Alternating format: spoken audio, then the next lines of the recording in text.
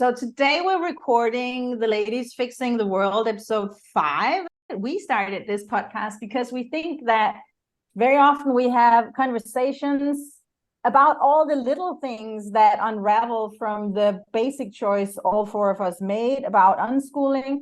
And we do think that these insights are quite relevant and interesting, maybe for the beginner in the unschooling field, maybe for the curious one, and also for ourselves, how it all unfolds beautifully, and how this mindset of questioning the established way of doing things will make us question everything and find interesting connections and insights. So we decided to record our conversations. And in all honesty, I didn't sit down and look, let's say, on the internet for the 3 most smart women on the planet, because I was handed them by life.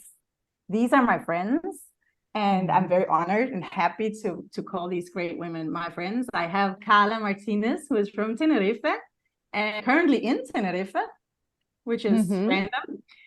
Carla has this soft and silent way, which is really deceiving because Carla is really smart and powerful. So it's very interesting to me how you can be so clear in such a sweet way. I am very inspired by all the things you do. It's amazing. So welcome, Carla. I also have Luna, who is from Denmark and in Denmark, also randomly, because we are all nomads on top of things. And Luna was the first person I called when I decided to unschool my children, because it's such a wild decision. And I was just so lucky that I already knew Luna, and she had her 4 amazing children, and she was already unschooling, and you were just this safe haven. We actually drove to your place, I think, on the same day. We just needed to feel, I don't know, normal for at least. It was so I'll be forever grateful for that. And obviously Luna is very insightful and has spent a lot of years thinking about these things. And you have such a clear way to talk about unschooling, and I just love that. Mostly in Danish, so people will have to do Google Translate if they want all the great insights, but it's worth it. You should do it. She's very smart. And then we have Sarah Beale. Sarah is from Australia, not in Australia. She's in England at the moment, and the most outspoken and loud unschooling co-mom that I've ever met. I am so amazed by how much you can say in such a short time. It's just, I mean, I spend hours and hours if I try to put my ideas into words. And then every day, if I open my social media, you have said like 100 things, and I feel very, very inferior. And I get to work with that. While also reading, I think you have very radical ideas, but then at the same time, you're not like lifting off from the planet. They're always rooted in reality. And I find that a powerful thing. It's very easy to run off with an idea and then forget about everything else. And you don't do that. I think that's very great. So here you are. And I'm just happy that you will talk with me about everything. And yeah, then the plan is to hand off the ball to Sarah, who will introduce the topic of the day. Okay, thank you. And did you introduce yourself, Cecilie? No. So I'm already uncomfortable making an introduction, to be honest. I think it's great to make a podcast, but I feel really weird when I have this journalist kind of role to play. So now I did it, and I overdid it, and I already feel, oh, did I say something wrong? And I'll just do my inner work with that. You can introduce me if you want to, but yeah, well, what I want to say, with 2 out of 3, no, 3 out of 4. Oh my god, I'll shut up now. Introducing you really well leads into our topic, because actually always, it doesn't matter what we're talking about or what we say our topic is, we always end up really talking about values. And the people that I tend to gravitate to, and you are absolutely at the top of this list, are the people that live very, very strongly a values-based life. Not a rules-based life, but a values-based life. And you and your why are you looking at me like that? Am I?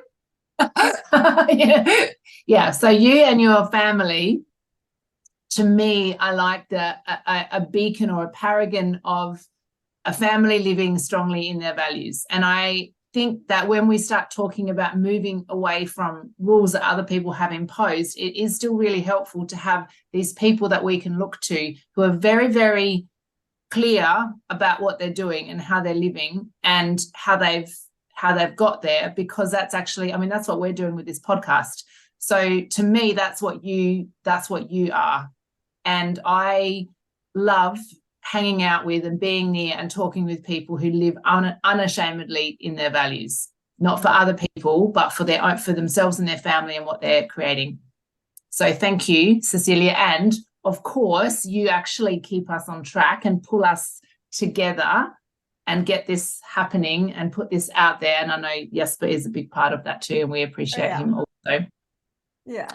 So Cecilia is from Denmark, for anyone listening to this, and her family are from Denmark, and they are currently in Mexico, but they are full-time nomadic traveling world schooling family, currently traveling with 4 children, but Cecilia is 3, sorry, but Cecilia is mother to 4, and they're 2 dogs. Yeah. Yeah. Currently both on heat. I'll just tell you, excellent. Well, that must be in heat. Just telling you, fun. Go for a walk in Mexico with 2 female dogs, both in heat. You just hide in the apartment. It's impossible. We're carrying our dogs around the streets. I can imagine. Followed by street dogs, But thank you, Sarah. So that leads us into our topic today. And I don't know how I'm going to tie this in neatly, actually, but really what we're talking about is the massive paradigm shift that is required to live outside of the school system. And this doesn't happen overnight. This happens over time, probably, for most people. When you look at the way our lives are right now, the 4 of us and our families, if you are comparing it to people who live within the school system, not that we're in the business of comparison, but just so you know what we're talking about, we are talking about a life where we can live to our natural cycles. And we're not just talking about like feminine cycles, we're talking about the cycles of living, the cycles of life that are not imposed arbitrarily by external structures, but more biological, natural, organic, that we get to lean into as unschooling families, and how that looks really different to a family who might be living in the school system, getting up really early, getting kids out the door at 8 o'clock for school, doing that for several years in a row, having to choose a career, leaving school, going to university, getting a job, probably getting a mortgage, having kids, retiring, playing golf, dying. So not that any of those things are bad in themselves, but what we're talking about is something that actually looks very, very different to that. And it brings with it a lot of freedom and liberation, but also a lot of inner work and reflection as we too, the 4 of us, continue to really unpack and unravel all of the things that come up for us as unschooling parents. That's what we're talking about today. That's what we're talking about. And then you get a little overwhelmed. So you feel like, oh, I would just talk about everything. But I think that the base is how eras and cycles and phases and chapters of life look very different from our perspective than they did before we had this perspective. Maybe we could just compare ourselves to ourselves if we can remember how life and the world looked before. And I think, as you said, there's nothing wrong with having a degree or a mortgage or retiring in and of itself. What's wrong in my mind is that you have this narrow path and it looks like everyone has to follow it. I was actually Googling circles of life, phases of life, areas of life a few weeks ago for another project that I'm doing. And it all had this, you know, you were born, then you get to be little for very short time. Some of them didn't have that phase. Then you're born, then you go to school. There's nothing in between. And then you come out with a diploma, and then you put on the suit and go to work, and you have children of your own, and then you retire. That's the walking stick part. And then you die. That's it. And I saw pictograms and lists and explanations of this system in the hundreds. I didn't see anything else. And what scares me, and what has always scared me, is this narrow array of options, as if this is the only thing you can do. For those who love it, it's great. But what about the rest of us? Where do we go? That's really the problem. And then on top of that, after that, like a ripple effect, comes the fact that it becomes the norm. It becomes the only dream that people find themselves able to dream. Everything else is failure. And can I share the screen? What? Can I share the screen? Is that allowed on the? Yeah, everything is allowed. No, but I mean, there's like a box to tick for participants to share screen. Oh, that I don't know. I'd have to call. Yeah, you kind of have to allow me to. Oh, how do I do that? You might have to make her. So you want to show us something that you've got on your computer? Yeah, but there's one participant you can share at a time, it says. Is that enough? Or do I have to go into settings and allow you personally? Advanced sharing options. I've actually got the share screen icon. Now it says all participants. Should be okay now. Okay, I'm gonna try it out myself. Yeah. Can you do it? Yeah. Can you see it? Yeah. Okay, I'm just gonna try to. Okay. Yeah, I was just thinking about this image because I always use that in a lot of times when I talk about unschooling and deschooling particularly, I actually use this image quite a lot because I find it so fascinating and so interesting and so spot on. So I just wanted to show it and let people look at it and let you look at it. So will you read out loud and describe for those who are listening only to the podcast? We have a lot of people just doing audio. Okay. So it's an image of a lot of like skeletons in suits, and they're all just standing in line in a bunch. And it says, get a job, go to work, get married, have children, follow fashion, act normal, walk on the pavement, watch TV, obey the law, save for your old age. And then it says, now repeat after me, I am free. That's the image.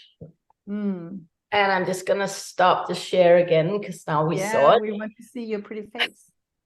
It's just like, I think it's really provocative, but it's also very, very spot on, I think, for how a lot of people, the state that a lot of people are actually in, because a lot of people don't realize that there is another way, that that narrow way that they're all on. They just don't realize it. It's just something they do. And they aren't, it's like, well, I don't know. It's like, and what do you think about this image? I mean, when you look at it, what does it make you think? So I'm currently in Mexico, and my first thought was the Katrina, which is a completely different message, but it's also the skeleton wearing clothes and carrying a message. And many gringos like myself originally tie this to the idea of the tradition of the Day of the Dead, but this is completely unrelated. The Katrina, which you see everywhere all year round, on murals, on T-shirts, on coffee mugs and postcards, and followed by the message, "We are all Katrinas." It comes from a critique of the upper class Mexican society trying to pretend they were European. Originally, the skeleton was a satirical drawing of the president's wife, who spent all the Mexicans' money in Paris buying dresses at the end of the 19th century. And well, the point is, what I take away from it, I'm not going to do the whole Mexican history class here, is that in the end, we're all going to die. We will all end up as skeletons. So why would we want to try to live a life of someone else? Why don't we just live the life that we are supposed to live, with our values, with our emotions, on our path, making our own choices? And in the Mexican setting, it was about, why are we trying to be Europeans? Why are we not just proud Mexicans? And especially our first lady should be a proud Mexican. And the satirical guy who did the drawings, he couldn't draw the face of the president's wife because that would get him killed, and therefore he drew a skeleton. But it quickly changed to the idea that, you know, at the end of the line, I mean, there is one part right about this path that you see in all the explanations about how life unfolds, and that is, in the end, we are going to die. We have limited time, and at that point, maybe we should be able to look back at a life that we are happy we lived, and where we made our own choices. But maybe what I think is quite random, because I have this Katrina, it's right outside my windows on all the beautiful murals everywhere here. What I think with the message, like, get a job, blah, blah, blah. In the end, for me, is that because before we even were born, we already have a plan to follow.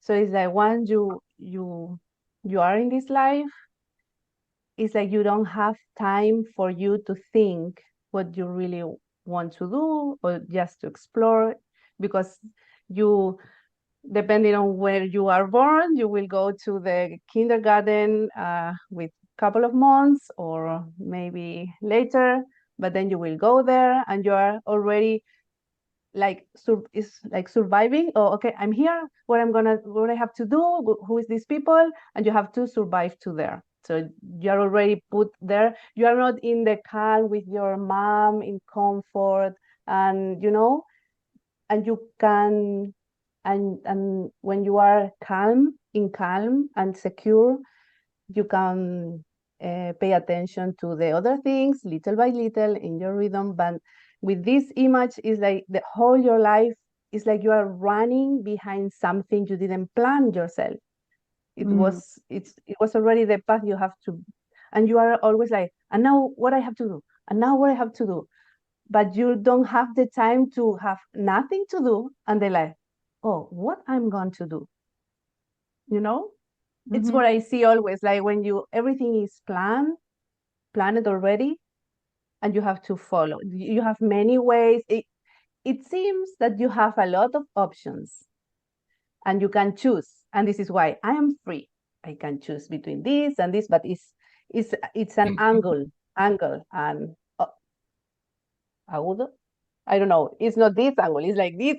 Yeah, it's a narrow angle. Yeah, narrow angle. And it's also a fake choice.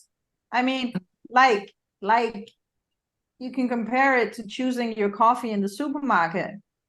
There are a lot of different varieties, but they're all industrial. They're all packed in plastic. They're all, most of them sprayed with something, full of chemical. I mean, you think you have the freedom to choose, but it's more or less the same in different wrappings. And you can choose the kindergarten or the school, which school, but the option of not school. Yeah, it's like, not coffee. Why I have to drink coffee? Yeah, well, I don't have to That's drink ridiculous. we shouldn't go there. That's going too far now. We can be radical. Not that radical. But you know, Not that radical. That's a we eat deal from breaker plates for and we me. drink coffee. Yeah, We also wash our I- hands with soap, most of us, as far as I know. What? Sorry, it was random. It's just sometimes, no, I can go there. It's just sometimes when I share how we live and it seems so strange and different. I also have to say, you know, we do wash our clothes in the washing machine, eat our food from plates, brush our teeth twice a day, and we sleep in beds and sit in sofas. I mean, we're not that strange. And we drink coffee. So it was a comment on a thing that I usually always say, but it was hard to understand in the context of not actually saying it.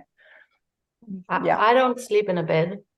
Well, I actually don't. I actually sleep on a lambskin that I roll out on the floor every night, and I sleep on that. I actually don't sleep in a bed. And I don't always sleep in a bed either. But well, for the it's just sake of the argument, I'm just saying that we're no, not. but I think that's actually because that's an important cultural thing. Again, like people will assume it's because I've just moved in and I don't have a bed yet, but it's not. It's because if even if I got the best Heston's or whatever 40 grand bed, I would not want it. It's not that I don't have a bed or I can't buy a bed or anything. It's I don't want it. I like sleeping on a lambskin that I roll out on the floor at night. And that's actually a really big, different, like culturally different thing to do. Not if I was somewhere else. But it's very not normal for a European to sleep that way. So I don't know, it's just interesting because there are all these little, like, it's those skeletons again. It's like, yeah, we're free, we've got choices, and people do have choices, like on the surface, and people think they have choices, but they're not. And we're not until we become aware of it. Then we're not aware of how directed and how manipulated those choices are. How much all these cultural narratives and ideas and whatever, like, is how much they influence our choice in quotation marks. Like the whole, oh, I'll choose which kindergarten. But I'd never thought about, oh, I could not do that at all. Like I see it all the time, and I'm sure you do too. Like whenever I talk to parents, it's a lot about, oh, I didn't even know you could do that. And you're just like, what do you mean you can do that? It's like the whole, yes, you can. You can do anything. But actually, people aren't aware of that. They aren't aware that they can actually do whatever, that they could actually choose to sleep on a freaking lambskin on the floor instead of in a bed. They can do something really weird, culturally speaking, or something as weird as not putting their kids to school or not having a normal job, like a full-time job on, I don't know, whatever, not buying candy in the supermarket every Friday night, like the rest of the population. Eating like there's candy so on a many... Tuesday? Can you buy candy on a Tuesday? I mean, I know that's like a big step, but yes, you can. Actually. I'm not sure I'm going there. You can actually. Yeah. But this is something I think in one of the podcasts I said, but for me, first time Roberto was born already, and we decided to go to the beach on a Wednesday afternoon. It was a revelation for me. Yes, like, wow, it's Wednesday. I'm in the beach and nothing happens. I mean, it's fine. Yeah, I mean, it was a very important day. Yeah, so you can buy candy on Tuesday and go to the beach on Wednesday. And yesterday was Monday, and we went to the aquatic park. And the great thing about that is it was not crowded, I suppose. Yeah, it was not crowded because it's November. Oh, yeah. But here tourism is the whole year. Yeah. I remember one of these "can you do this" situations I was in with my fourth child. We have in Denmark these mothers support group thing that you can join, where local mothers who had babies within the same month as you, they put you together in a group of 5 or 6, and then you hang out once a week, and just to have someone to talk to. It can be great, it can be horrible. I actually never did it before, but this time I did it because I thought maybe I'd get to know some of the people living close to me, and that could, maybe they had kids that my kids would play with, and we were really the odd ones out where we lived. So I was trying to network. Didn't work out very well for me, but that's another story. In this mother support group thing, there were 2 doctors, 2 family doctors. So 2 of the other mothers were family doctors. That was their job. And I was the last one to arrive because my baby arrived last. So I think I came to the second meeting. My child was much smaller than the other kids because he was younger. And they were all, how big is he? How much does he weigh? And I said, I don't know.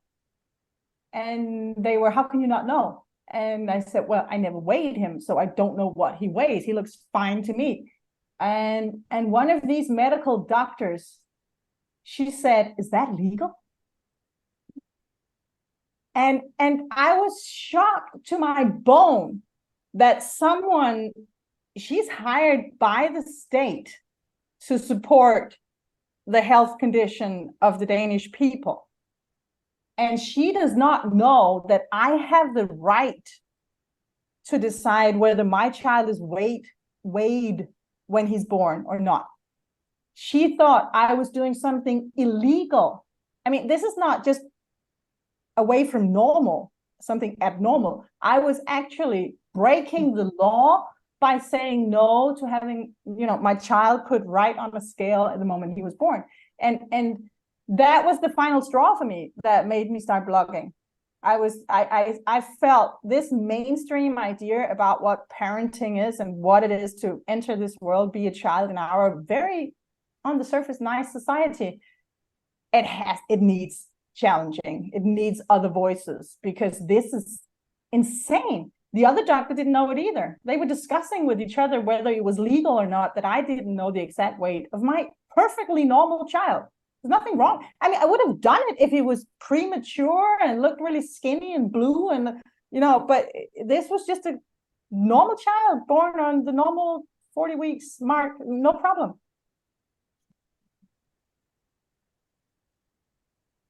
So the interesting thing about the graphic that Luna showed, and then your history lesson, Cecilie, which were actually like really related and relevant, is, to me, this is about like colonization of the mind.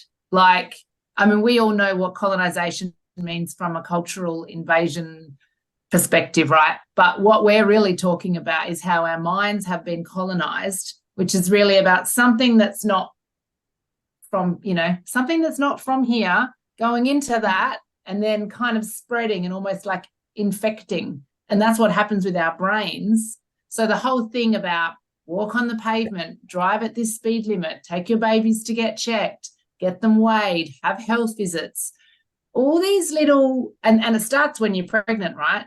All these little incremental signs that our minds are being colonized by things that are not of us. They're not of us, they're not natural. And they're almost like, they're almost like little tests, And if you fall in line, you put the suit on and you stand there and you're just following the,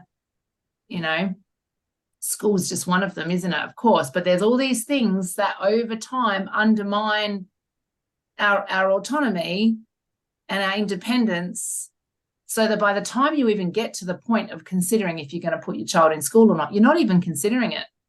Because your confidence as an individual and as a parent has been eroded from probably before birth. I would say the vast majority are having, antenatal checks. And so by the time they even get to the point where they may or may not want to weigh their baby, they already don't know that they don't have to do that, because they've already been weighed and prodded and poked and tested before a mother's even had a baby.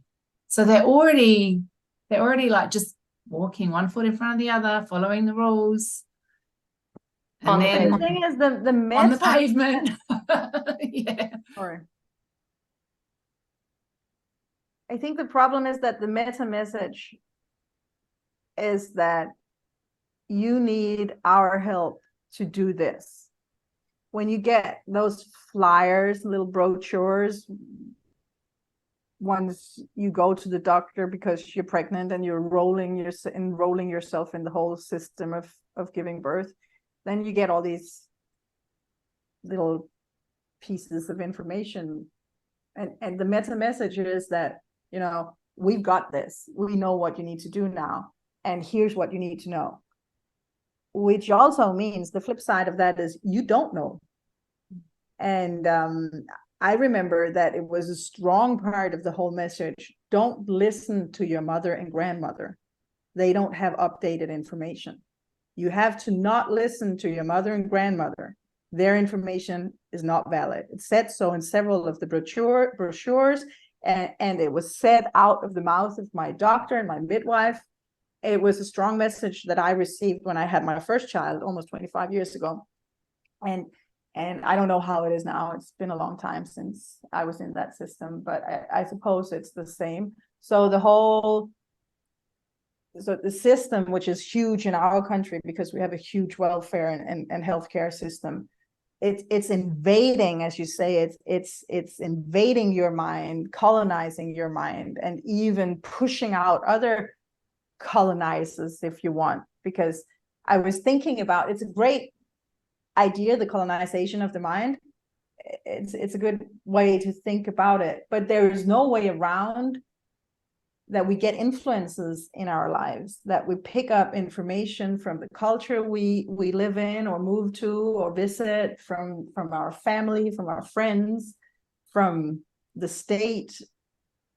So just walking from saying something to asking something, where's the fine line between a normal development of picking up information and an invasion of our minds overtaking our personal freedom? So when you guys all went to school, so you would have done this experiment, right?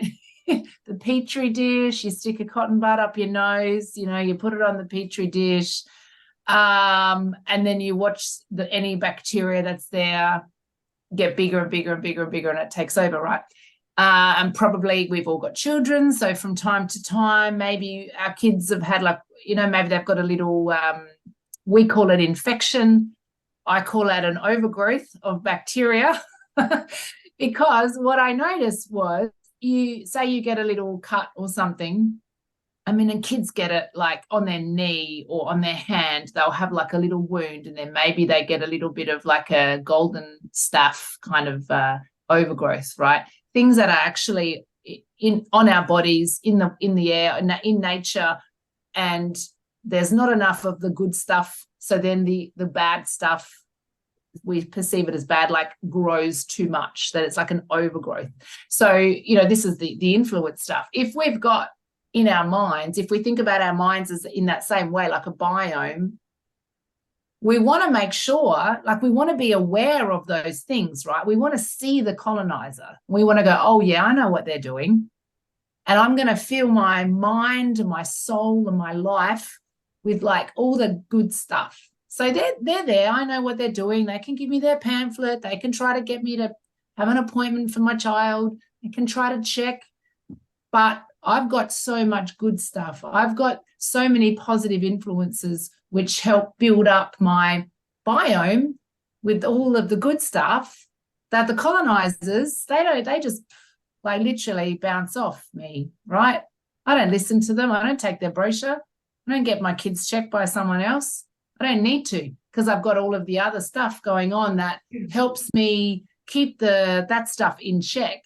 So it's there, like we know it's there, we see it, but we're bolstered by all of the positive influences which help grow the stuff that we want around, the stuff that we want in our lives, that's empowering for us, that helps us make decisions of ownership and self-direction. That's the way I think of it. I think it's a very good way of thinking of it, but in my maybe narrow mind, or maybe not, going back to Luna's illustration, the problem is that it's a very powerful message, and it's broadcasted with very big loudspeakers all of the time to everyone. And I'm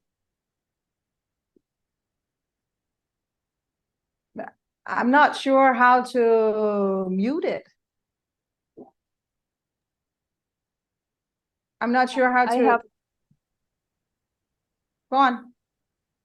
I have in my own experience what I think as mothers or fathers we can do, because I think even if I live like a normal life, I went to school, kindergarten, everything, degree, whatever.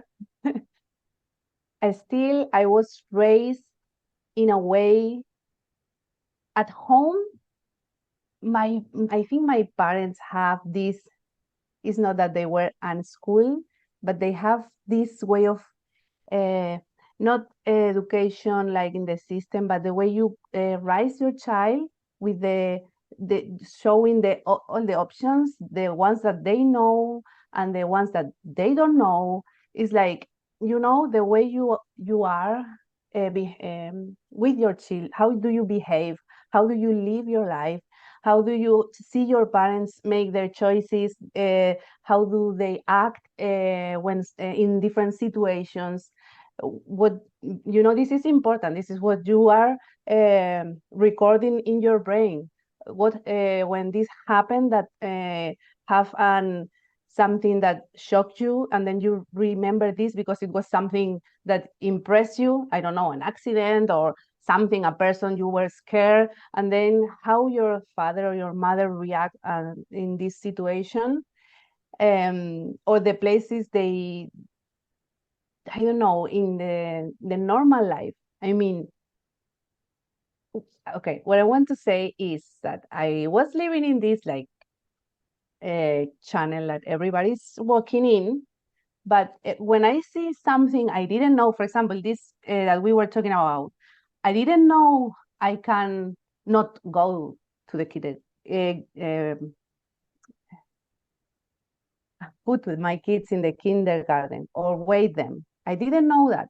Every time I see something new, I don't think, I didn't know I couldn't do that. I just think, oh, I didn't know that.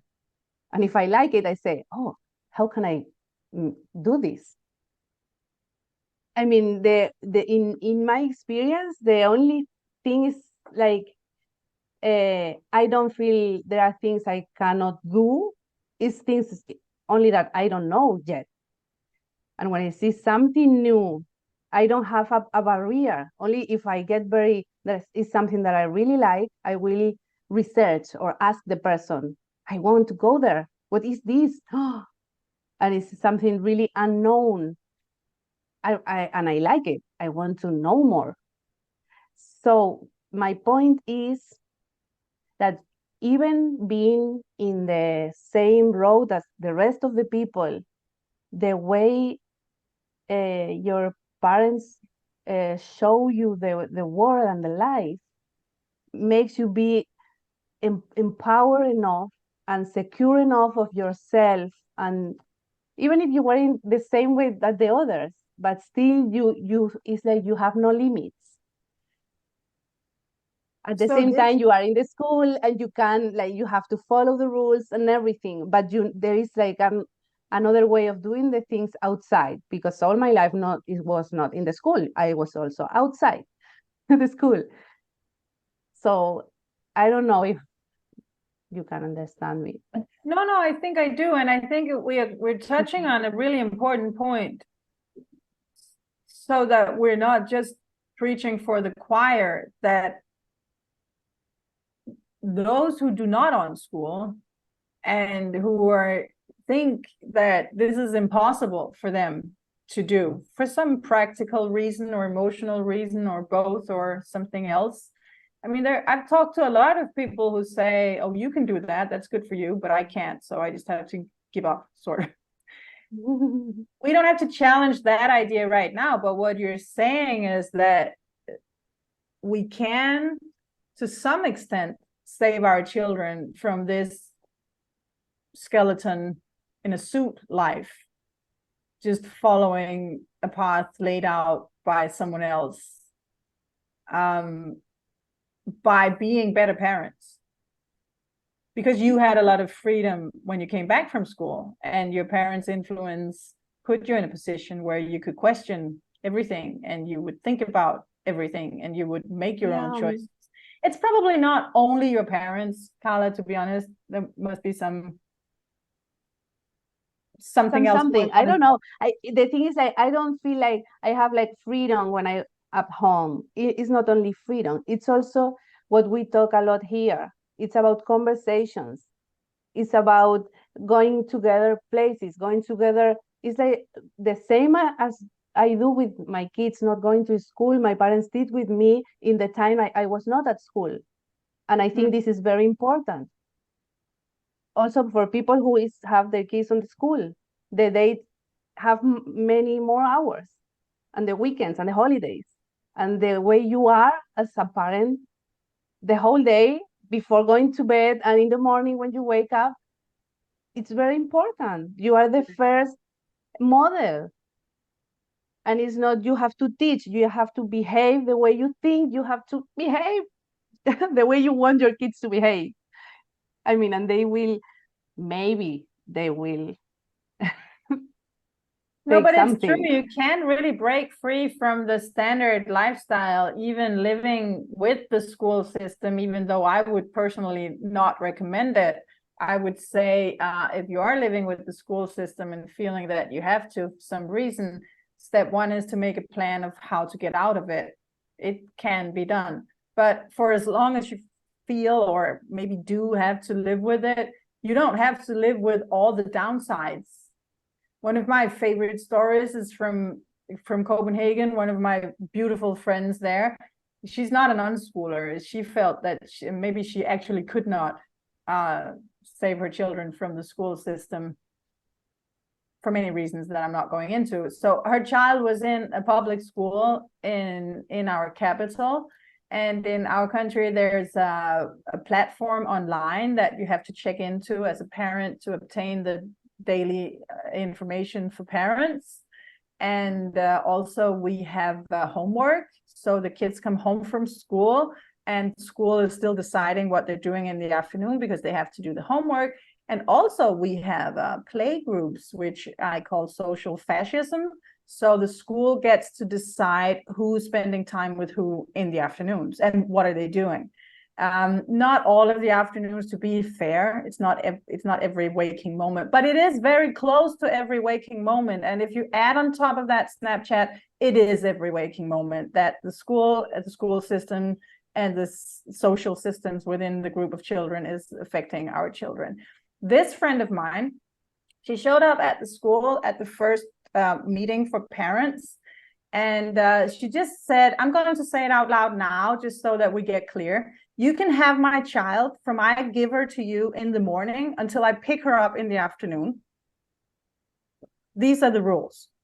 You get to take care of her. You get to decide what she's doing. And after that point, she's mine. I will never check into that website ever. If there's something I need to know, you let me know. In a way, you just send me a text message, tell my child, give me a written note, whatever. I'm not ever going to check into that website where I have to check in to get the information. I'm not going to show up to any other meetings ever in the entire 10 years of my child's schooling. I'm not showing up again. My free time is my free time. I'm going to spend it however the fuck I want. We're not participating in play groups and we're not doing homework. Those are my premises. You can do that. You can do that. This kid is now 16. She's done with schooling. She's beautiful, wonderful, free soul. growing up in the capital of Denmark. So it's true. I mean, you can resist the system even if you feel you have to be part of it. I think the meta message that my friend sent to her daughter, you know, we might have to do this, but we're not going to let it invade our lives. You have your personal freedom for as much of your time that I can provide it. And that is outside of school hours because I have to go to work. That was basically the idea. That takes a strong person already, though. It does. I was going to say she was not a skeleton. Absolutely not. No. Because to do that is actually pretty hard, because you're gonna be met with all sorts of demands and criticism, and oh, you can't do that, or you have to do this, or so yeah, it's a way. I agree. You can do that, except not everybody can. I mean, it's not something that everybody can do. I actually think there's quite few people who can actually do that. It's to be able to pull that off is quite strong, and means that the mind is already decolonized, or was never as much colonized already, because you have to be able to already think outside the box in a certain. But I agree, and I'm sure my friend probably gave in and did do some homework and did show up to a few meetings, and you know, it's a long journey. But I think the message, to send that message is powerful, and you're right, most people could probably not do it, but maybe they could do some of it. Yeah. In Germany, where school is mandatory and it's harder to get away with homeschooling. It can be done, but it's harder. I met a family where they looked into the laws, and the laws have an hourly at that point. So the kids had to show up at school for a certain amount of minutes per day or hours. And they gave in to that, even though they wanted to homeschool, because it was too complicated for them to get around the laws. It is strictly illegal. And they said, okay, my kid has to be in school for 4 hours a day. So you start at 8, I pick him up at 12. And they're like, but we're done at 2:30. Well, I don't care. I picked my child up at 12. Will you please? And in the beginning, he said, can you please walk him to the bus stop at 12 when he's done with the mandatory schooling? And they said, but the day stops at 2:30. And he said, okay, you're not cooperating with me or the law, so I'm just picking him up. And he actually left his work in his lunch break every day to pick up his children from school and drive them home. Because, and that also took a lot of courage and a lot of resisting. But I think it's important that these stories and these ways to do it, at least they get out there, that you don't have to take the radical choice of homeschooling in order to arrive at these benefits that we're trying to talk about today, how we can free our minds from the invasion, and how we can allow our minds to just question things and look at other options and look at how do we personally want to live our lives, even if we have to XYZ. Then maybe we have to XYZ for a while. But if we know that there are other people resisting, at least you can say out loud at the meeting for parents, I think it's ridiculous. I have to visit a specific website on a daily basis. This cannot be right.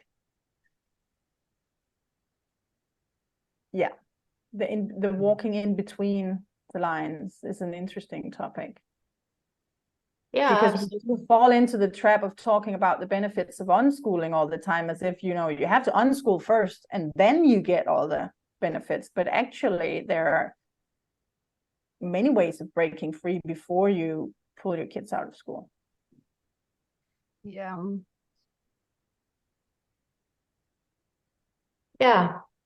Yeah, and for sure that's really important, because there will be a lot of people who can't, like you just said, just go from one to the other entirely, who will have to like go through some sort of process, even if that's just the very practical one of how am I going to earn an income if I want to pull my child from school? I'm going to stay home. Oh, I'm not going to work at my job anymore. So how will I generate an income? That's a very practical obstacle to the whole school-free life. And that can mean that you'll have to continue while you build that alternative income way or whatever. So you will have to stay in the system for a while and to an extent.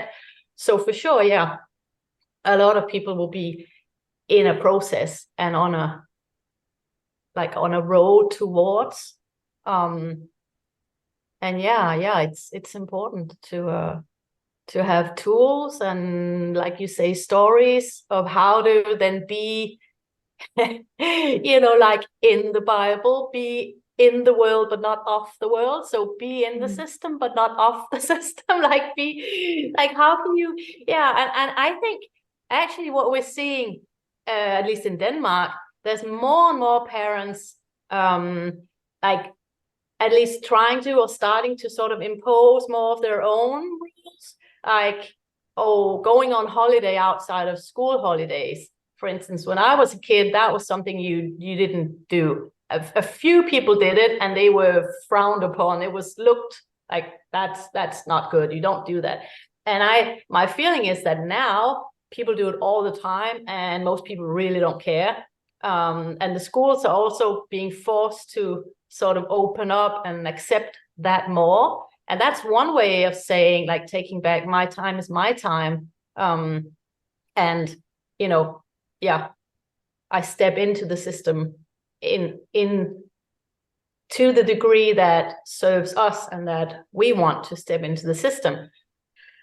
That's one of the ways. And that, like, there's several others. And I think that's a good, that's a good development, I think. Yes. Absolutely. Yesterday, I told you we went to a water park, but we went with some friends that the kids are in school, but yesterday they were not in school. They came to the water park. So, this is fine. They have no problem to... And I like that, because other times I said to another friend, but they say, we have normal life. They have to go to school. I say, yeah, okay. But this one, they were like, we have planned already from before. I didn't know when. I thought we were going in the weekend, but they say, we can go any day. I say, okay. I like it. And it might also be that the system will just crumble. And we were so tired from yesterday that today they wrote me, like, I think today we're at home also because we are so destroyed. So it's like 2 days in a row. Wow. It's almost a streak, school-free streak. It's a slippery slope, like introducing elements of this kind of like ownership of one's life, even when you're still in the system, because we were very similar to what Carla described when my kids were in school. It really did not take much for me to say, oh, okay, let's go do something else more fun. And all of our holidays that we had as a family were during school time, because Dylan never was able to take holidays during school holidays. So because other families didn't have the flexibility, so he would always take his holidays during school time. So we would just take the kids out of school for holidays. We didn't ask anyone's permission. We just said, this is what we're doing. And nobody ever said you're not allowed to, which, to be honest, I assumed was because of our posture as parents, like, this is what we're doing. My kids aren't coming to school today. And I never told them a reason why. I never got questioned. My kids aren't going to do homework. Nobody ever argued with me. I just said, that's just what we're doing. And I was unapologetic about it. And that was really like a gateway over time. That muscle, I guess, grew.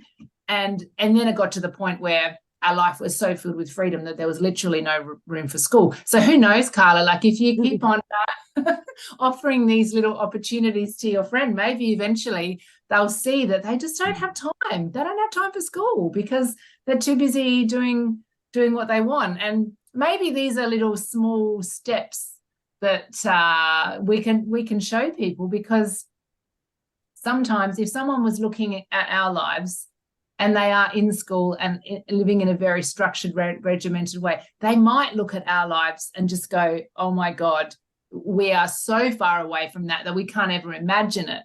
Whereas everybody does kind of start somewhere, right? Like, even if you made the choice to never ever be in school, as parents, because we were schooled, we've all still made such massive shifts over, you know, the last decade or so. None of us started where we are right now.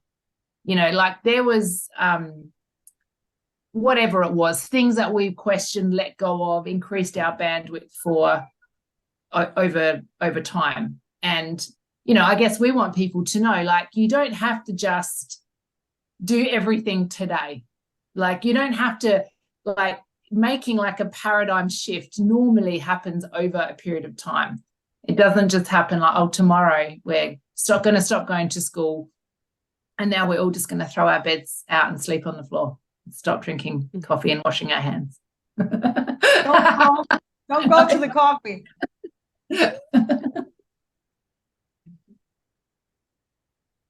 I think a very good piece of advice is to do the meta-analysis, to just think about where the thoughts we have come from, where the truths that we believe to be true come from, and maybe even, and I'm not being paranoid, I outsourced that to some family members, but I do think about agendas. What's the agenda behind this? So who would benefit from me believing in this? And I'm not being not cooperative, and I'm not dreaming about living in not a society. I don't want to live alone on a rooftop, no, a mountaintop. So I know I'm going to be surrounded by other people and therefore structures and norms, and I don't mind that. But I like thinking about, how does this align with what I find important, and do I want to comply? I actually don't mind rules as long as I get to decide whether I want to follow them or not. No, but really, I can leave the room. The problems arise when you feel you can't leave the room. I get that, you know, in this whatever amusement park, I can't bring my dogs. There's a rule. I might think it's a stupid rule, but it's a rule, and I can go there without my dogs, or I can not go there. I have a choice. So this is a rule, and I get to decide whether I want to follow that rule or not. I can try to sneak in my dogs. I do that. And then I know that I might get caught, and someone might get pissed, and I might have to leave. The problem is when it's the colonization of the mind, when I impose that rule on myself because I believe it to be a universal truth, and I'm not having that reflection. Where does this idea really come from, and who does it serve? And I think that's what's going on in our conversations in our family a lot of the time. We don't go with impulses as such, not 100% of the time, at least. If there's something, I want to do this, then we stop to say, why do I want to do that? Where did that idea come from? Why would that be important? And we talk about it for a while. And I think that whole criticism of the question everything really is the path where you break free. You can walk alongside, like my friend with the school system. She was going to work and having a child in school. It looked normal to everyone, but she was walking alongside the beaten path, not on it, being in the world, not of it, if you like. Not on the pavement. Not on the pavement. No. But actually, before, when you were talking about that mothers group and that other person who said, is that legal? I actually noted something down. I didn't say it, but now I'm gonna say it. because that, I think that's actually an interesting question, that whole, like, is it legal? Because I've personally come to a place in my individual journey of understanding my individual sovereignty as a sovereign free being that I don't actually care whether something is legal or not. I'm sorry, I actually don't. It's not that I want to break the laws, but I'm not going to, like, say I want to keep my child with me. I'm not gonna care whether I'm allowed to or not. Like, do you see what I mean? I'm not. Yeah, I totally agree, by the way. I totally don't. That's why I call myself an anarchist. It doesn't come from any philosophy I studied. It's because I know deep down I am not going to obey. But that's the thing. If it feels wrong, I'm not going to obey the law. But that's the thing, and I think when you know, that's the colonization too of the mind, is that we have been so accustomed now to having people govern over us, and this a government. But first of all, I did not choose this. I don't vote, but if I did, I wouldn't vote for the ones currently in place anyway. But so I haven't relegated my power to them. So we have this representative democracy, but they're not representing me because I never told them to. I never asked them to. And this whole idea of the legal frame of a very like a minority putting up rules and laws and stuff for everyone. I can hear myself that is getting a bit complicated now, but I just think if you can move away from, so we're not talking about murder and robbery and stuff where you're infringing on someone's, you know, body and rights and possessions of it. But who cares if something is legal? It's like so here's a story. Once in Copenhagen, I've done this my entire childhood. I never knew you couldn't, but I was on my bicycle and I had my youngest son on the back of my bicycle on the sort of like, I don't know what it's called in English, but he wasn't in a child's bicycle seat. He was just on the bicycle. And someone pulls up in a car next to us and goes, "That's illegal. You're not allowed to do that. You can't do that. I'm a police officer, something. And they were like in not a police car, but he said he was a police officer. And I don't know whether he was or whatever. He scared the hell out of my son. He was like, "I'm not going on the bike." And I was just like, what? Come on. And I went home and my mind went, what a jerk. No. And then I went on to Google and I went to do some research, and holy moly crap, sure enough, there's a law in Denmark that says, it's in the whatever it's called, the traffic law, circulation, whatever, that you can't actually carry someone on your bicycle like that. You have to.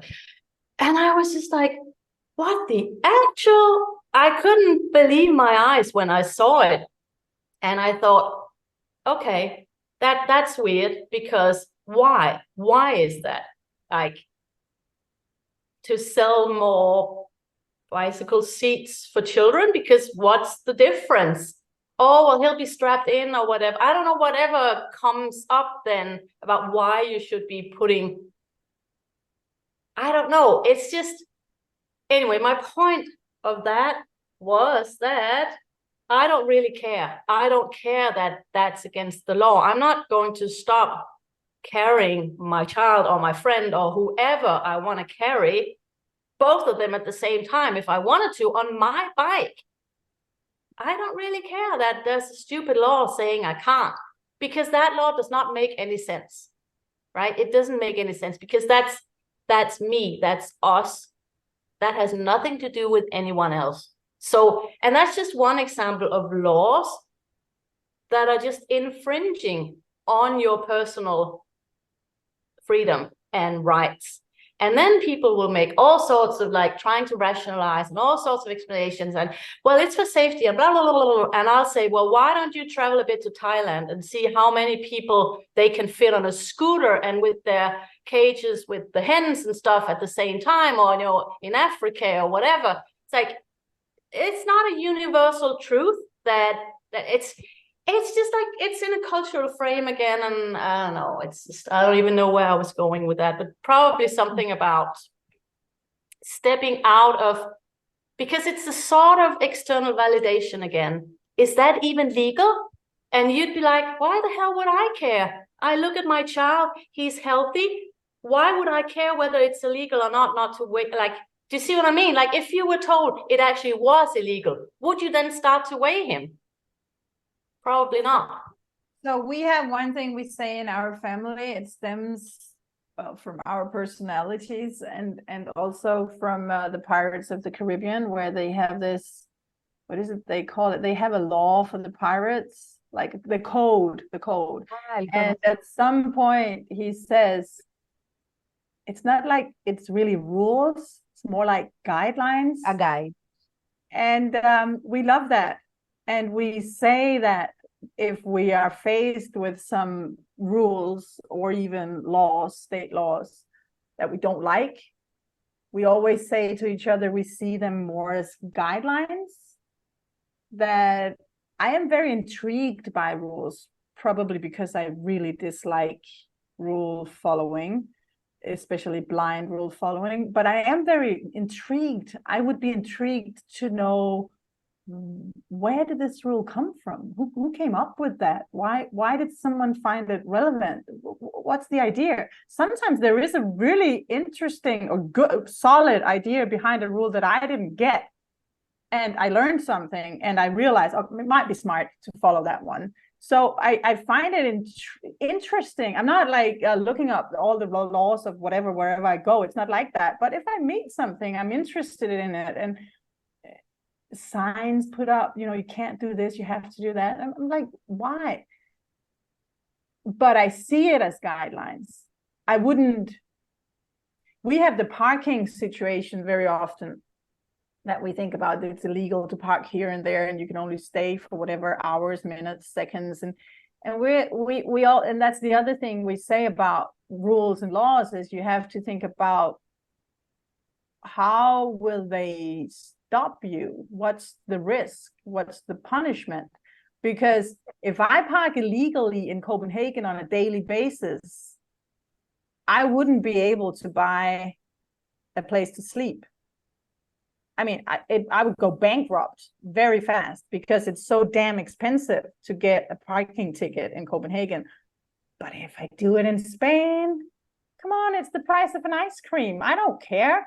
I mean, I do care. I'm not parking on the disabled people's spot or in front of someone's gate just to annoy them. But sometimes I just leave my car because that's it. I've been looking for legal parking. There's no legal parking. I park. I might be fined.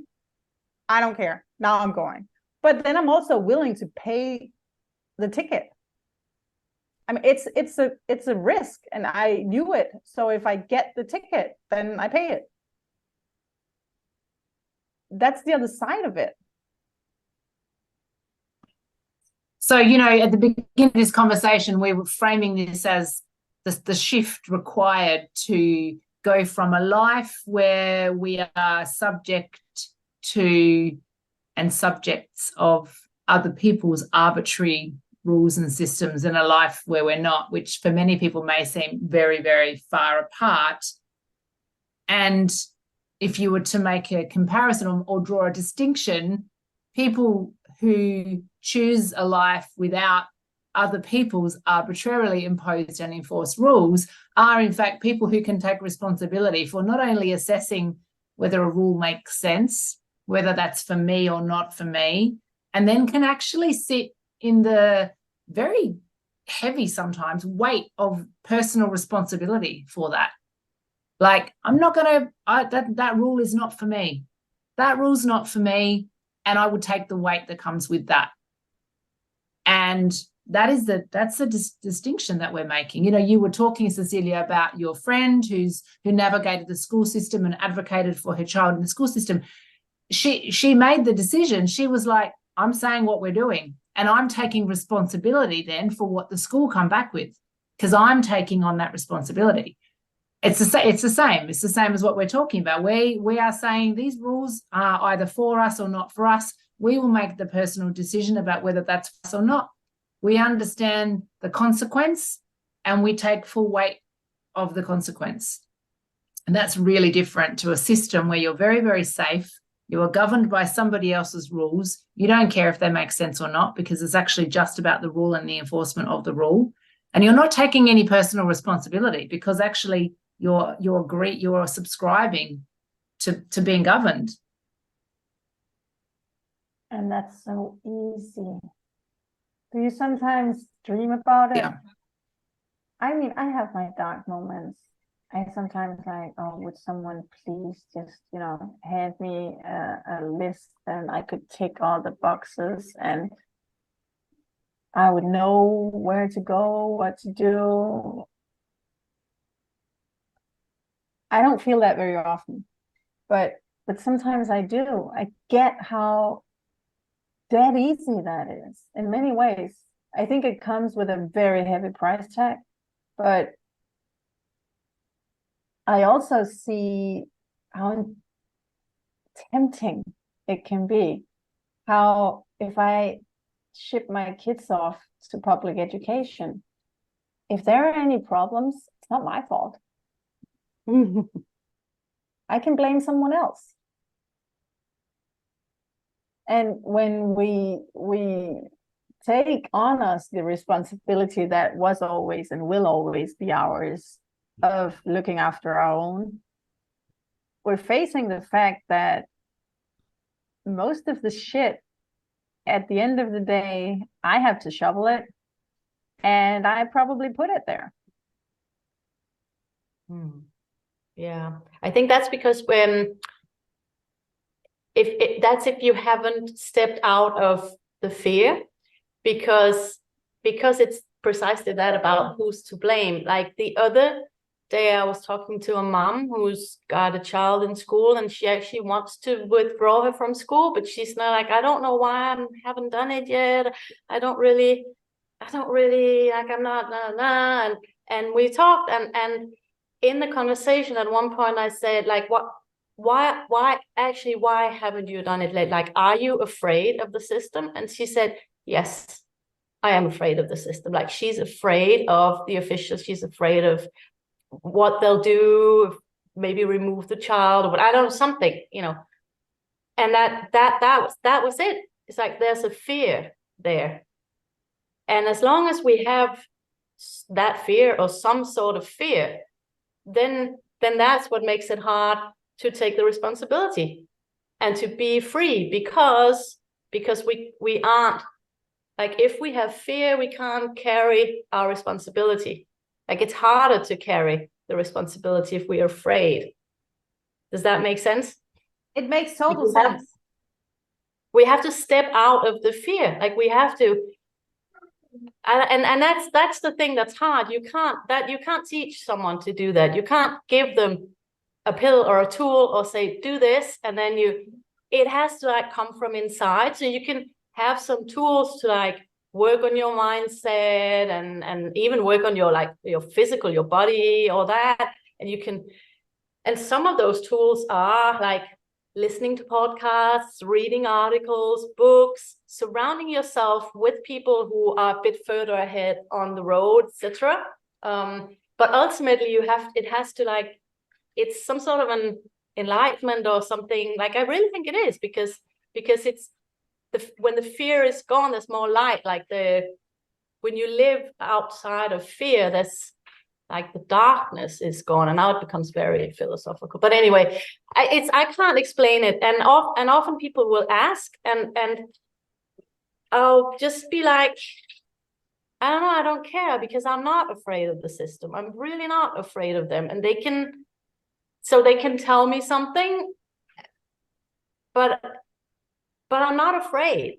And it's like Sarah said before, what did you call it? Can you say that word, please? Unapologetically? Unapologetic. Thank you. I don't know if I pronounced that correctly. Not but apologizing. Yes, it's like the vibe. It's the whole, there's such a difference to saying, this is how it is, and this is how it's going to be, and here's the deal. And then going, oh, what can I do? What should I do? How, why, what, when, etc. And the problem is that within the system, when people reach out, for example, for help, they'll be in the position of what, when, why, how, help me. And then the system, and a system, any system, is such that it'll always try to sustain itself. So they're not going to want to empower people, actually. That's just not in the nature of a system. But you need to step out of that to be able to embrace like the school-free life and a free life as a free human being. You need to step out of the fear, and you need to step out of the what, when, why, and how into this is how it's going to be. This is how I'm living. Here's the deal. This is what I do. This is what we do. And to be able to do that, you need to lose the fear of what's going to happen when we do this. Like something bad might happen. I've had really bad stuff happen to me and my family in my lifetime, and that's just part of it. That it's hard, it's tragic, even some things, but they happen, and things just are. They are, and we need to be able to sit with something tragic, something really bad. Like you've been through something really bad, Cecilie. And we need to learn to sit with that, and we need to learn to accept that that can also be an outcome, like so that we dare to live our lives, we dare to take responsibility, not only if we can be assured of a good outcome, because we can't. Even if something comes up that's bad, well, we still need to take that responsibility. Am I making sense now or not? Totally. I'm just thinking, I want to say that it's one of the big illusions that I want to out here, is that if you follow the beaten path and you walk on the pavement and pay your mortgage and get your degree, yeah, shit happens anyway. There are no guarantees. You can eat organic food all your life and get cancer anyway. I mean, you can put your kids through school and high school and university, and they might make a fail on the standards of the beaten path. There are no guarantees. I think the key probably is, do we dare take the responsibility? As I said about shoveling the shit, it's my fault, or feels like it's my fault, if we end up, and you called it an outcome, that something horrible might be the outcome, and if you feel responsible, it's my personal responsibility that this outcome is such a disaster. That's not a nice feeling to sit with. But I think I know you well enough that you don't really mean an outcome like an end point. It's just no. What I meant is what happens. Yeah, but something might happen along the road and might be your fault. And you might have to learn to live with that. And that's no fun. Well, I think there's also a big part is actually stepping out of the whole need to assign blame or fault. And instead of like, whose fault is it? Is it mine or the system's or whatever? Or, it just is. It's no one's fault. It just is. And we play a part in it. The question is it relevant? I mean, does it help anyone that we're assigning faults to or should we just assess the situation and see, we've got this, where do we want to go? Yeah. Because that's actually the only interesting question to ask yourself if you're in a good situation and if you're in a bad situation. To know where you are and where you want to go, have a direction, move on. But you can only do that outside of the school mindset and the school-minded society. You can only do that when you step out, because otherwise there will always be this comparison and these goals to attain and these outcomes that are desired and that we want to try to reach. So there'll always be these, like, it's the whole loving what is and living in the moment and being with, like, things just are. Life is. It happens. The things are the way they are. And everything is good. Everything is fine. Perfect. Happy dandy, pie in the sky, all that. Everything is all right. Well, that's just, that little phrase is just so important, because it doesn't mean that right now, right this moment where this terrible thing happened to me, everything is perfect and I'm all happy dandy. No, it means that in a broader picture, everything is fine, because everything is the way it should be, and it's just the way it is. Everything is the way it is. That's what it, when you can start to embrace that sort of angle on life, I find that a lot of things become really much easier. And I really find that a huge key to deschooling and stepping into this life. Like, why am I not worried at all about my kids, whatever they learn and their education? And because of that, because things are the way they are. And when people ask me, you know, well, how do you make sure they learn what they should learn? I'm like, because what they learn is what they should learn. What they know is what they should know. That there is no should. There's no, like, it's just a whole. Anyways, someone else say something. No, I want to ask the golden question here, or one of the golden questions.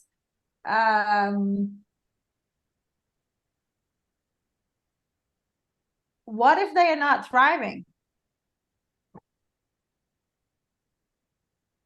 I think that's almost so this idea of optimism, which I think is maybe what that word that Luna was just describing.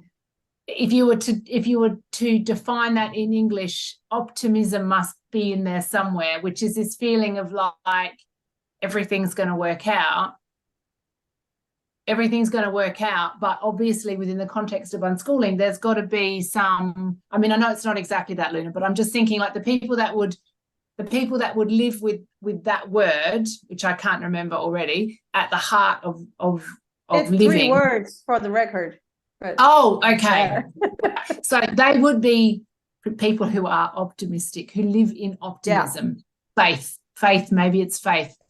But then bringing in colonization of our minds again, and my nice little metaphor of the petri dish and bacteria, you've also got to put some good ingredients in.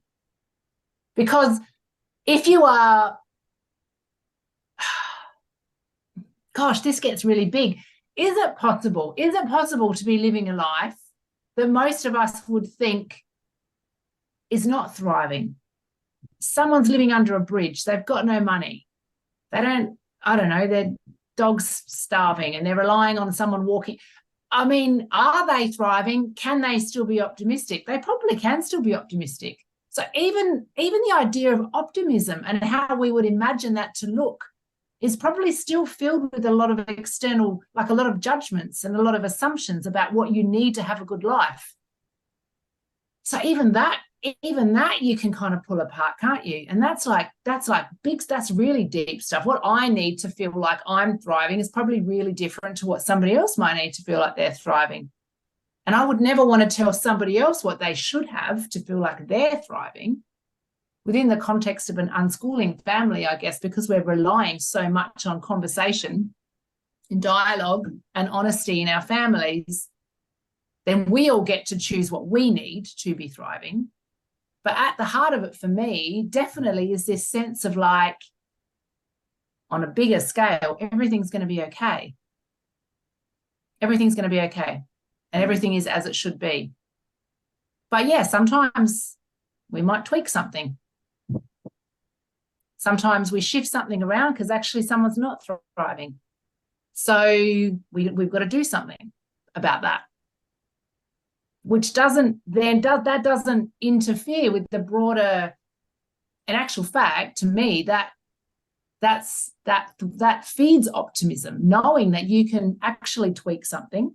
You can tweak something and shift it, because we're not living in like fear, these like stories about something's happening now and that means that something down here is going to happen in 5 years' time.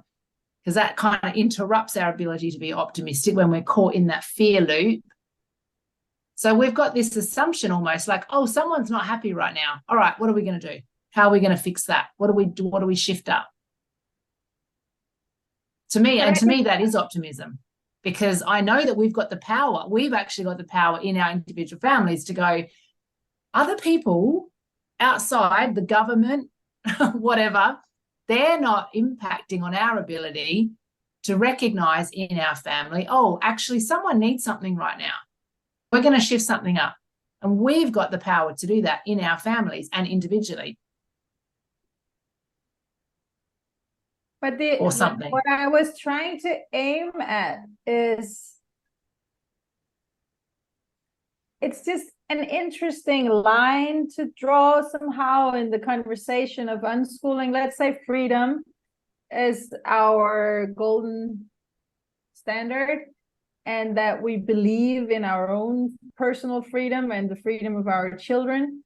And that, as you said, Luna, you don't care.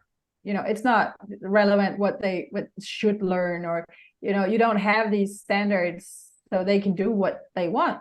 And one question I find interesting is, so what if they're not thriving? And now we're not talking about your personal actual children, but in theory, if you're unschooling, you're letting your children be, you're letting them do what they want. It could be, as you said before we started recording, Sarah, it could be YouTube for 6 months.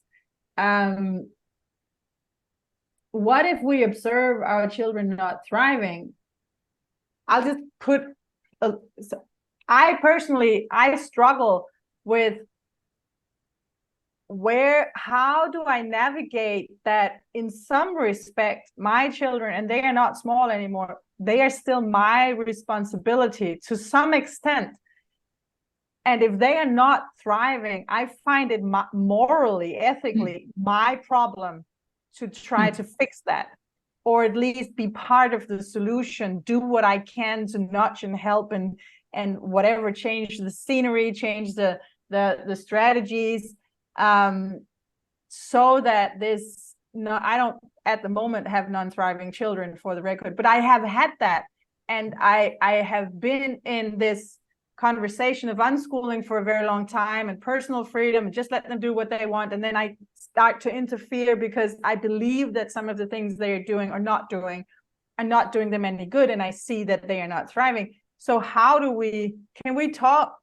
Is it even relevant? Can we talk a little bit about?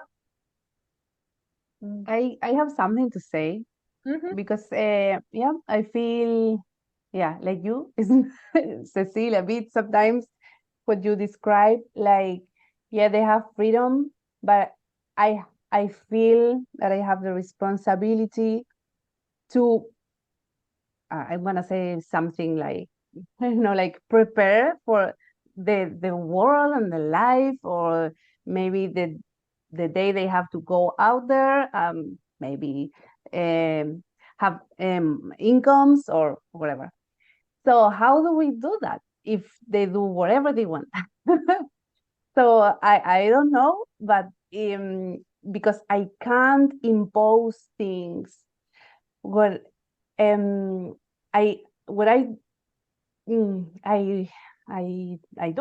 is explain, is like how because I offer things, or maybe the things I think they should learn, I offer this, like maybe because, for example, my son Roberto, he's good at math and he likes math, but he don't do nothing like academical, So sometimes say, what if we do some math? And sometimes he say, well, maybe someday.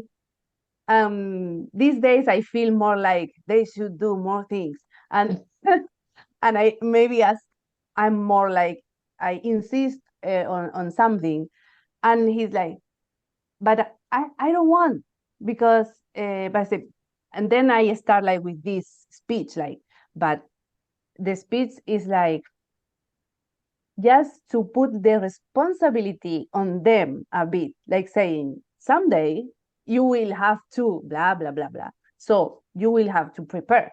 Maybe don't have to be now, but at some point, or maybe you don't need it, but I mean, so he's like, I will learn it when I need it.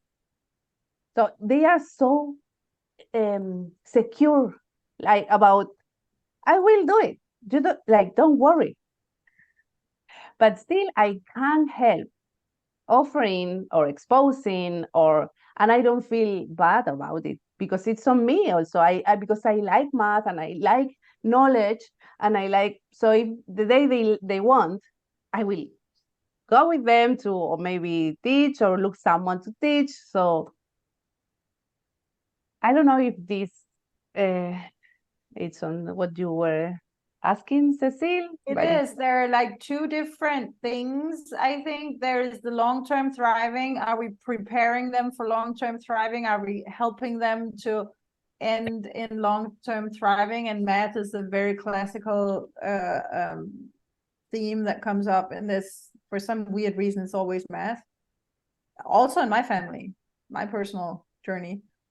But what I was, and then there is the other element which I find more hard to get around, which is the here now thriving. Let's say you have a child who is experiencing lower back pain, and you believe strongly that, let's say, a change of the way they sleep would help, sleeping on the floor instead of in the bed. You believe that would solve it, and the child would be out of pain. Or you have a child with anxiety attacks, and you know this child sleeps only 3 hours a day, and you want them to sleep 8. You believe that will solve it. I have to come up with imaginative things. Like, you have a child always feeling nausea, eating 6 mangoes a day, and you think the mangoes are the problem.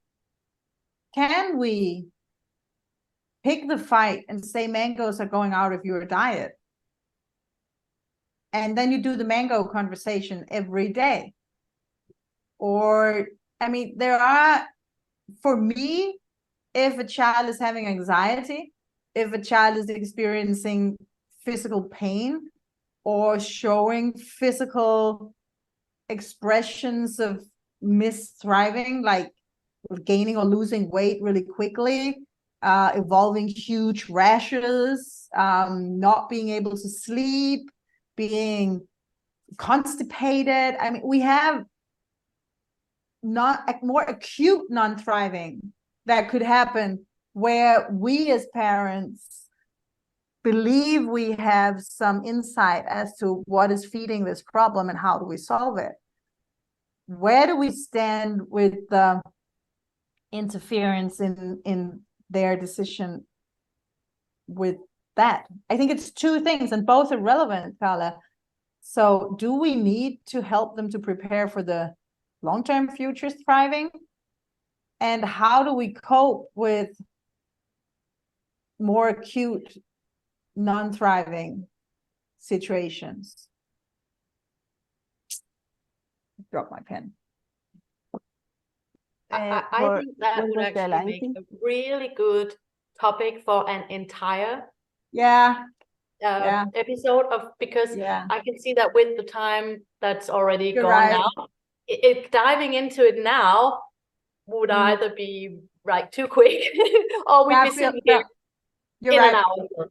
I don't know, because it is really, really interesting. And I think the thing that I said about everything is fine, obviously it's not, if some like a license to do nothing and just not observe, not be like, not act, or like, it's that was more, of course, like a worldview type thing, like a way of approaching life or something. But I don't know, why don't we take that as a starting point for next time, and then do an entire episode on, like, let's get practical about, like, with examples that we have had, because I've got some too, about where I've been really like having to challenge my own thoughts and ideas and my own deschooling and all that, about how much to step in, when to step in, how to do it, with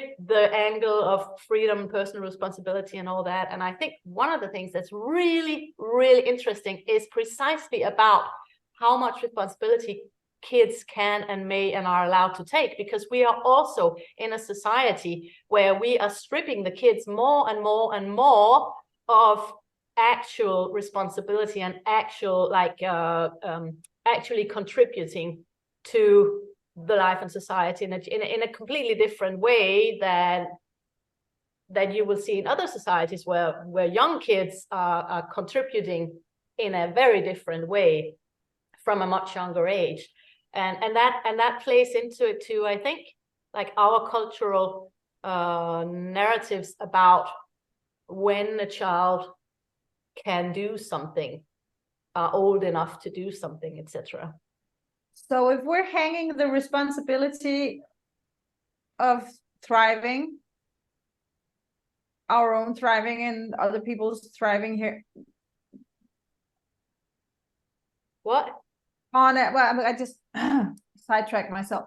So if we're taking this responsibility versus interference versus personal freedom problem and hanging that until a later episode, I think what you're saying now points back, if we were to tie little nice bows on the topic of today. We have the beaten path, and then we have the eras of life for the people who hold their freedom very dearly and have lived outside of those systems. Should we see if we could, without spending too much more time, say something about how it looks outside of the pavement? So what is the eras of life? How do they look? And what are the faces if we're not going to school? We're not getting a diploma. It's not one office job. We're not planning on retirement. And we are going to die. How does it look for us? How is it different? Is it different?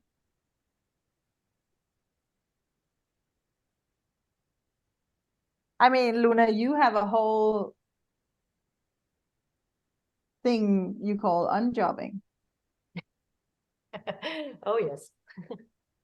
Well, that's like it. I was thinking about how to answer that question, and I don't really think it can be done in a quickly, like in a quick way. And because I've read the chat, I'm not like jumping into a lot of because that's gonna.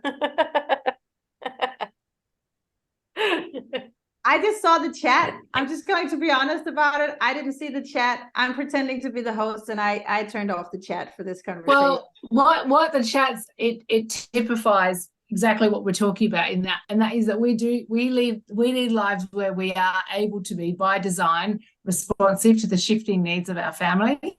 And right now we have to wrap things up. Let's do it. No, let's do it. It's not going to be neatly wrapped up anyway, so we might as well just Has it ever been? No.